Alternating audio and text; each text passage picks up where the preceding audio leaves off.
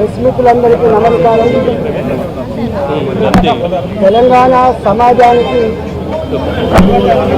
25 ఏళ్ళుగా నేను శుభాకాంక్షలు. నా 25 సంవత్సరాల రాజకీయ జీవితంలో ఏ బాధ్యతలో ఉన్నా, ఏ పార్టీలో ఉన్నా ఎథికల్గా వాల్యూతో ఉండాలని చెప్పి కోరుకుంటున్నాను. నేను 2014 జూన్ 2వ తారీఖు నాడు తెలంగాణలో ప్రభుత్వం ఏర్పడిన తర్వాత మొట్టమొదటి ఆర్థిక మంత్రిగా పనిచేసిన.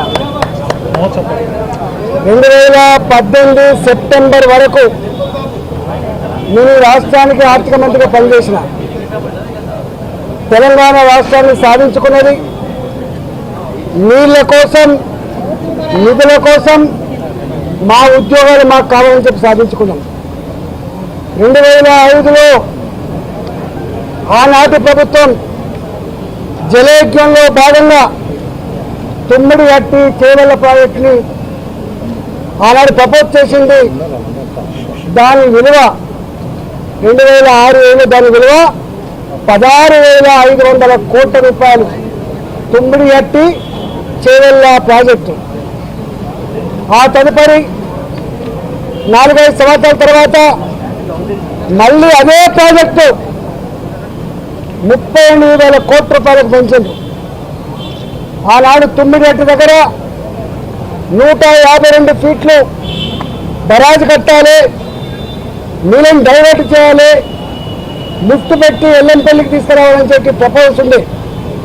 కానీ ఆనాడు మహారాష్ట్ర ప్రభుత్వం అభ్యంతరాలు చెప్పడం వల్ల ఆనాడు మహారాష్ట్ర భూములు మునుగుతైన నెపంతో ఆనాడు శాంక్చురీ పార్క్ ఉందని చెప్పి ఆనాడు 152 మీటర్ల నుంచి 140 మీటర్లు తగ్గించాలన్నప్పుడు తెలంగాణ అవసరాలకు ఆనాడు ప్రభుత్వం చేపట్టిన ప్రాజెక్టులకి 16,50,000 ఎకరాల నీళ్లు కావాలని, 10 టీఎంసీ నీళ్లు రూరల్ ఏరియాకు తాగునీళ్ళ కోసం కావాలని, 30 టీఎంసీ నీళ్లు హైదరాబాద్ కావాలని, 15 టీఎంసీ నీళ్లు ఇండస్ట్రీస్ కావాలని చెప్పి కోరిందో అవి ఫుల్ఫిల్ కావు అని చెప్పి CWC report, irrigation department report వచ్చినప్పుడు కేసీఆర్ గారు ఆనాడు ముఖ్యమంత్రిగా ఒక మంత్రివర్గ ఉపసంఘాన్ని వేసింది. హరీష్ రావు గారి నాయకత్వంలో వారు ఆనాడు ఇరిగేషన్ శాఖ మంత్రి, నేను ఆర్థిక మంత్రిగా, అదేవిధంగా ఇవాటి మంత్రిగా ఆనాడు మంత్రిగా ఉన్నటువంటి తుమ్మల నాగేశ్వరరావు గారు ఆర్ఎండ్బి మంత్రిగా మంత్రివర్గ ఉపసంఘం వేసింది. మంత్రివర్గ ఉపసంఘం సిడబ్ల్యూసి రిపోర్ట్లు, ఇరిగేషన్ డిపార్ట్మెంట్ ప్రతిపాదనలు, వాళ్ళ అవసరాలను కూడా మా ముందుకు పెట్టినప్పుడు మేమన్నాం, ఒకవేళ కనుక తుమ్మిడి కట్టి చేయాల మన అవసరాన్ని తీర్చకపోతే మరో ప్రత్యామ్నాయ మార్గాన్ని అన్వేషించమని చెప్పినప్పుడు వారు అనేక రకాల సర్వేలు చేసి, అది టెక్నికల్ వాళ్ళు కాబట్టి ఇవాళ మేడిగడ్డ, సుందిల్ల, అన్నారం ప్రాజెక్టులకి వాళ్ళు ప్రపోజ్ చేశారు. ఆనాడు ఆ ప్రాజెక్ట్ కాస్ట్ 63,000 కోట్లు అని చెప్పి వాళ్ళు అంచనా వేశారు. ఆ తదుపరి అనేక పరిణామాలు, అనేక జిల్లాల్లో వచ్చిన డిమాండ్లు, ఇంకా అనేక కొత్త ఏరియాకు నీళ్ళు ఇవ్వాలనేటువంటి రైతుల ఆక్రమణలు, ఉన్న ఇరిగేటెడ్ ఏరియాకు స్టెబిలైజ్ చేయాల్సినటువంటి నిర్ణయాలు, అనేక రకాల నిర్ణయాల వల్ల అది 82,000 కోట్లకు పోయినమాట వాస్తవం. ఆ తదుపరి ఏం జరిగింది మాకు సంబంధం లేదు. ఇక్కడ మమ్మల్ని అడిగే ప్రశ్న ఏంటంటే, మీరు ఆర్థిక మంత్రిగా ఉన్నారు కదా, ఈ డిజైన్లతో, ఈ కన్స్ట్రక్షన్తో, ఈ టెక్నికల్ ఆస్పెక్ట్తో మీకు సంబంధం ఉందా అని చెప్పి అడిగింది. మాకు ఏమీ సంబంధం ఉండదు.